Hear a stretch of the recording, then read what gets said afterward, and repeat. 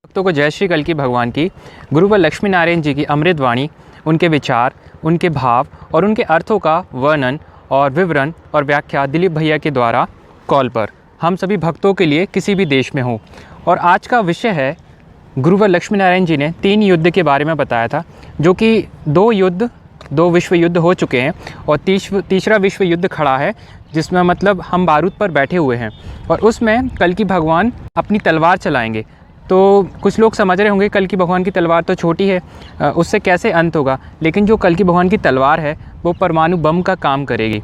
तो चलिए हम सुनते हैं, जानते हैं। यहाँ पे जो पंक्ति थी, निज इच्छा से कल्कि बनकर महाभारत का साज सजाया, जो गुरु लक्ष्मी नारायण जी ने कहा कि इस बार का अवतार बिना बुलाया आया है। अब हम जो लोग पुकार कर रहे हैं वो ठीक उसी प्रकार है कि जैसे हमारा राजा हमारे घर के आगे आ जाए, खड़ा हो जाए और कहे कि मुझे पता चला है कि आपके घर में कुछ तकलीफ है और इसलिए मैं बिना बुलाए आया हूँ। और राजा के सेनापति या वजीर और प्रधानमंत्री हमें ये कहें कि राजा साहब आ गए हैं, अब सिर्फ एक जिसको कहते हैं विधि के लिए आपको उनको बुलाना है और उनको दरवाजे पर स्वागत करना है। तो ठीक इसी प्रकार ये कल्कि भगवान का अवतार बिना बुलाए भगवान ने निर्णय ले लिया, समय के पहले आने का 4,32,000 वर्ष की चिंता न करते हुए भगवान ने अवतार लेने का संकल्प लिया। भगवान का अवतार हो चुका और हम जो पुकार कर रहे हैं ठीक उसी प्रकार की है। फिर पंक्ति में है महाभारत का साज सजाया। तो ये जो महाभारत जो शब्द है, यदि हम हमारे गुरु जी के साहित्य में देखें तो एक महाभारत का वर्णन वो करते हैं जब गुरुवर बाल मुकुंद जी को भगवान ने स्वप्न में आज्ञा दी कि हमारे अवतार लेने का ऐलान जगत में कर दो। तो बाद में बाल मुकुंद जी दिल्ली की सड़कों पे हनुमान जी की सी गदा कंधे पर रखकर शाम के वक्त बाजारों में कल्कि भगवान का ऐलान करते थे और उनका ऐलान इन शब्दों में हुआ करता था, सृष्टि तो गौओं से विद्रोह करना छोड़ दे, वरना तुझे विनाशकारी महाभारत का सामना करना पड़ेगा। कल्कि भगवान गौओं की रक्षा के विरत के साथ घोर विध्वंसकारी रूप में आ रहे हैं और वे सत्य की स्थापना करेंगे। पृथ्वी देवताओं के बसने के लिए खाली कराई जाएगी। सगुण ब्रह्म कल्कि भगवान का झंडा लहराएगा, ब्रह्म बल का बोलबाला होगा। भक्त भक्ति भगवान ये 3 ही संसार में रहेंगे। इसलिए कल्कि भगवान के स्वागत और सम्मान के लिए कल्कि भगवान की शरण लो। कलयुग के कर्मों को त्याग करो, सत्युग के आचरण ग्रहण करो, धर्म को धारण करो। कल्कि भगवान की व्यापक लीलाएं आंधी की तरह संसार में आएंगी और धर्म के अपमान करने वाली प्रजाएं उनको बर्दाश्त न कर सकेंगी। तो बाल मुकुंद जी ने ये जो कहा कि ये सृष्टि गौओं से विद्रोह करना छोड़ दे, वरना तुझे विनाशकारी महाभारत का सामना करना पड़ेगा। ये बात है करीब 1880-90 के आसपास की, जब बाल मुकुंद जी ये घोषणा करते थे। ये महाभारत मतलब जो बाल मुकुंद जी जो कह रहे हैं महाभारत का सामना करना पड़ेगा, वो महाभारत जो आई 1914 में प्रथम विश्व युद्ध के रूप में, 1940-45 में द्वितीय विश्व युद्ध के रूप में, उसके करीबन 25 साल पहले बाल मुकुंद जी ने ऐलान में ये महाभारत का चेतावनी संसार को दे दी थी। और ये ऐलान ठीक उसी प्रकार का था जिस प्रकार त्रेता युग में हनुमान जी और अंगद जी ने जाके रावण की सभा में ऐलान किया, जिस प्रकार भगवान कृष्ण ने दुर्योधन की सभा में जाके ऐलान किया कि 5 गांव दे दो, नहीं तो तुमको महाभारत का सामना करना पड़ेगा।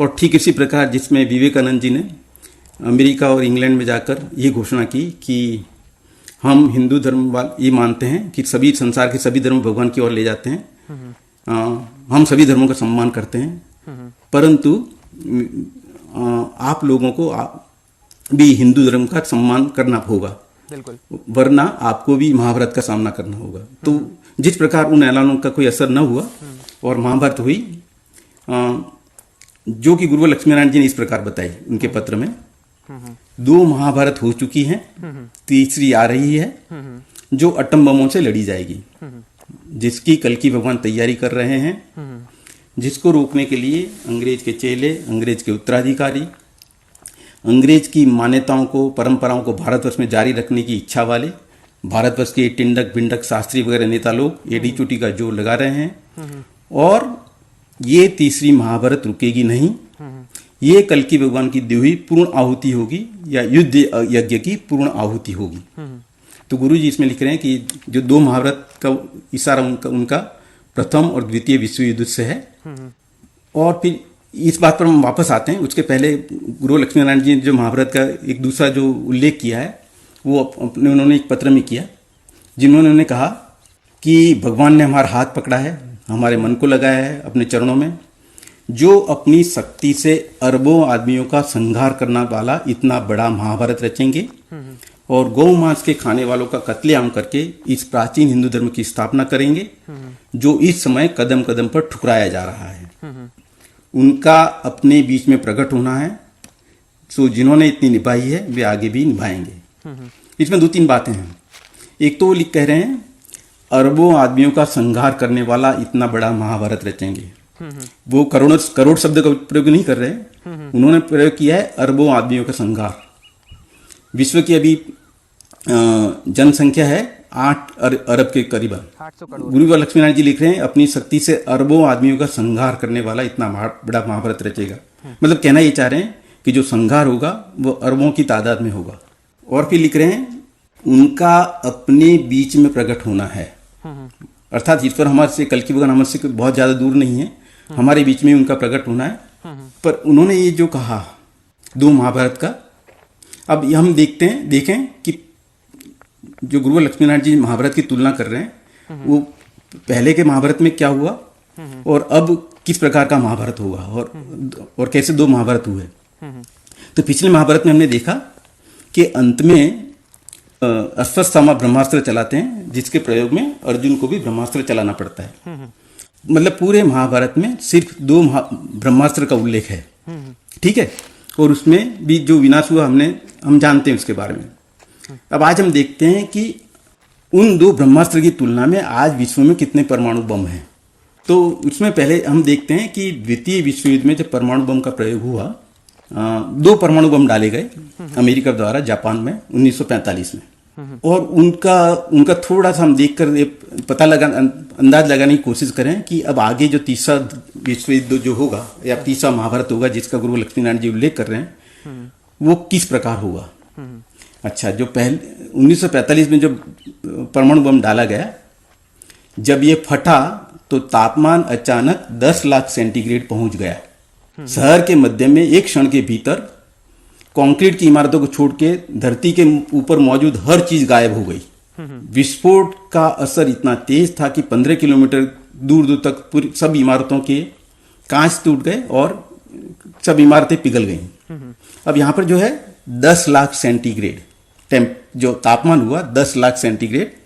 अब आपके तुलना करने के लिए बता दूं कि हमारे शरीर का जो तापमान होता है 40 सेंटीग्रेड और 100 सेंटीग्रेड पर पानी उबलता है और 3000 सेंटीग्रेड पर लोहा पिघल जाता है।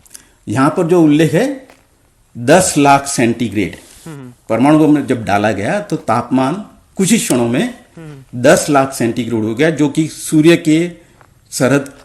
के भगवान सूर्य के ऊपर जो तापमान होता है उसके बराबर। हिरोशिमा शहर की 2/3 इमारतें 1 सेकंड के अंदर ध्वस्त हो गईं और कई किलोमीटर की तक की आग की आंधी फैल गई और एक क्षण के अंदर कुल जो आबादी 2 लाख थी उसके 1 लाख लोग एक ही क्षण में मारे गए। कुछ लोग अदृश्य हो गए, पूरे की पूरी तरह पिघल गए या पूरी की पूरी तरह भाप बनकर उड़ गए। ये था प्रथम बम। और उसके 3 दिन बाद फिर जब अमेरिका ने दूसरे शहर नागासाकी पर बम डाला, उसमें भी इसी प्रकार का माहौल हुआ। 80,000 से ज्यादा लोगों की मौत हुई और बम धमाके में इतनी गर्मी थी कि लोग सीधे जल गए और 1 मिनट के भीतर हिरोशिमा शहर का 80% हिस्सा राख हो गया। अब ये जो 2 बम थे इस बात को करीबन 75 साल हो गए। 1945 में ये हुआ, इस घटना को करीबन 75 साल हो गए। इस भीतर ये जो बम था उससे सैकड़ों गुनी ज्यादा शक्ति वाले अब परमाणु बम बन चुके हैं। उस समय ये 2 बम डाले गए थे। आज विश्व में करीबन 20,000 बम ऐसे हैं। समय समय पर सब देशों पर कितने परमाणु बम है उसकी सूची आती रहती है, जिसके अनुसार अमेरिका के पास करीबन 10,000, रशिया के पास करीबन 10,000 और दूसरे देशों के पास, जिसमें भारत के पास करीबन 100, पाकिस्तान के पास करीबन 100 वगैरह वगैरह। पर अमेरिका के पास करीबन 10,000 और रशिया के पास करीबन 10,000 हैं। और ये सब बम में 4,000 बम करीबन इस प्रकार वो हैं, इस प्रकार उनको रखे गए जो कभी भी हमला करने के लिए बिल्कुल तैयार हालत में रखे गए हैं, इमरजेंसी के लिए अलर्ट रखे गए, क्योंकि सभी देश जानते हैं कि जो भी इस बम का प्रयोग करेगा, उसके जिस देश पर वो प्रयोग किया जाएगा, वो देश अपना डिफेंस मतलब रक्षण करने की या प्रतिकार में दूसरा बम डालने की उसका समय नहीं होगा। इसलिए कोई देश ये परिस्थिति नहीं चाहता है कि हम सोते हुए रह जाएं और कोई हम पर बम डाल दे। इसलिए ये सभी लोग बम एकदम अलर्ट की पोजीशन में तैयार रखते हैं। तो इससे आपको पता लगेगा जो पंडित मनोकांत जी का जो भजन है, शस्त्रों में समाओ समय के, बरसों मेघ बन के प्रलय के। कुछ लोग ये सोचते हो कि कल्कि भगवान की तलवार 1 फुट 2 फुट की तलवार है, उससे विश्व का संहार कैसे हो सकता है। तो कल्कि भगवान की तलवार ये सब बमों के अंदर समाई हुई है। कल्कि भगवान अपने हाथ से संहार करते हुए दिखाई नहीं देंगे, क्योंकि वो भगवान निष्कलंक है। पर ये आप भी अपने फ़ोन पर बड़ी आसानी से गूगल में सर्च करके आप देख सकते हैं।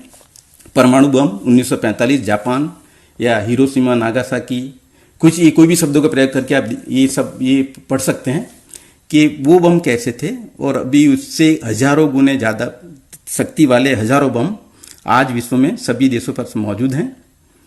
तो इस बात में तो कोई आश्चर्य नहीं है कि जो संहार का जो वर्णन करते हैं, जो गुरु जी लिखते हैं कि अरबों की संहार, भगवान इतना बड़ा महाभारत होगा जिसमें अरबों की संख्या में संहार होगा।